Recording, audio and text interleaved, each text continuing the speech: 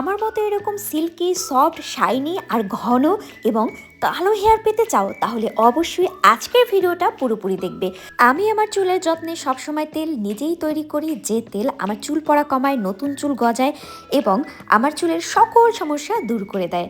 এই তেল তৈরি করার জন্য তোমাদের মাত্র 100 টাকা খরচ হবে। ইয়েস, এই তেল তৈরি করার জন্য তোমাদের দরকার একটা নারকেল তেল, খাঁটি নারকেল তেল, তুমি যে কোনো ব্র্যান্ডের নিতে পারো, কাস্টার্ড অয়েল দরকার এবং দরকার অ্যালোভেরা জেল, সেই সাথে দরকার পেঁয়াজ, রোজমেরি। এখন বর্তমানে সব জায়গাতে রোজমেরি পাওয়া যায়, একটা কিনে নিলে অনেক দিন ইউজ করা যায়।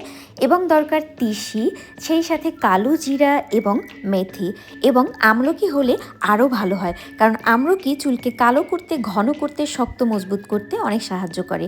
এবার পেঁয়াজ এবং আমলকি আমি ব্লেন্ড করে নিচ্ছি। তোমাদের ব্লেন্ডার না থাকলে তোমরা পাটায় বেটে নিবে। ওকে, এরপরে এই ফাঁকে আমি যেটা করে নিচ্ছি সেটা হচ্ছে অ্যালোভেরা থেকে জেল বের করে নিচ্ছি। এটা তো একদমই ইজি ব্যাপার, চাকু দিয়ে বের করে নিবে। তারপরে তোমরা যেটা করবে, চুলায় একটা কড়াইতে তুমি দুইটা তেল যে দুইটা নিয়েছো, এই তেল দুইটাকে গরম করতে দিয়ে দিবে। এই তেল দুটো যখন গরম হয়ে যাবে, এর ভিতরে সব কিছু তুমি দিয়ে দিবে। সব কিছু বলতে কালো জিরা, মেথি, তারপরে তিসি, তারপরে রোজমেরি, এগুলো সব কিছু একসাথে দিয়ে 5 মিনিট জাল করবে ঢাকনা দিয়ে। 5 মিনিট পরে তোমাকে এখন দিয়ে দিতে হবে তুমি যে পেস্ট করে রেখেছিলে আমলকি এবং পেঁয়াজ, সেটাকে দিয়ে দিবে। সেটাকে দেওয়ার পর অ্যালোভেরা জেল দিয়ে দিতে হবে। অ্যালোভেরা জেল দেওয়ার পর এটাকে নাড়াচাড়া করতে হবে, অনবরত নাড়তে হবে। আর এই পর্যায়ে চুলার আঁচ একদমই লো হিটে রাখতে হবে, একদমই লো হিটে।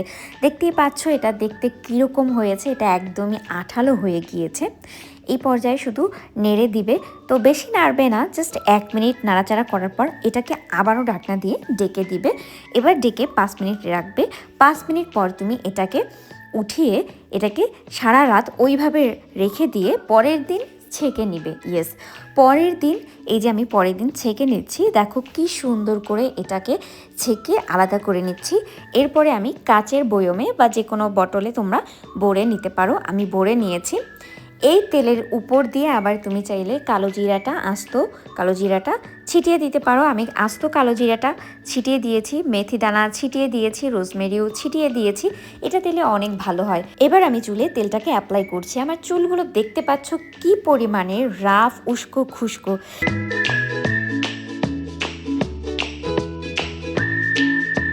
কিন্তু একটু পরে শ্যাম্পু করার পর এই যে এখন দেখো কতটা সিল্কি সফট হয়ে গিয়েছে।